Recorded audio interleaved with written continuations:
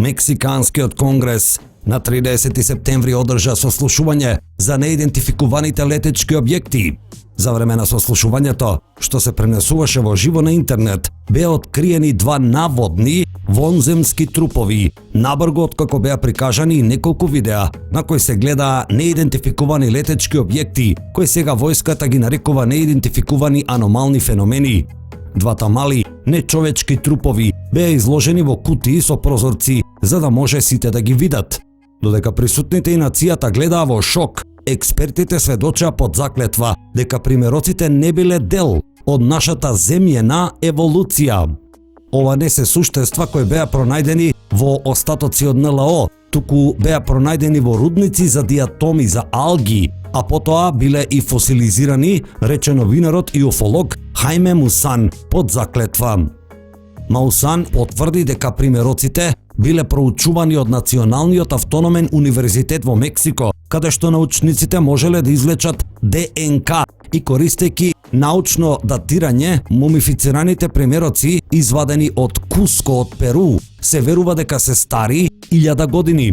Маусан рече дека ДНК извлечена од примероците била споредувана со други примероци на ДНК и било откриено дека над 30% од ДНК на примероците е непозната. За време на сослушувањето беа прикажани и рентгенски снимки на телата, бидејќи експертите под заклетва изјавија дека едно од нив има јајца внатре во него и дека и на двете има импланти направени од исклучително ретки метали, вклучувајќи го и осмиум. Присуствуваше и американскиот пилот Рајан Грейвс, кој истовремено е извршен директор на Асоцијацијата Americans for Safe Aerospace, а сведочеше неодамна и на сослушувањето во Американскиот конгрес за НЛО. За време на неговото сведочење во Американскиот конгрес во јуни, изјави дека феноменот НЛО представува закана за националната безбедност на Америка. Хајме Маусан, кој со децении го истражува феноменот НЛО, изнесе извонредно тврдење дека труповите извлечени од рудник во Куско во Перу имале генетски состав кој 30% е различен од човечкиот. Маусан под заклетва рече: овие примероци не се дел од нашата земјена еволуција.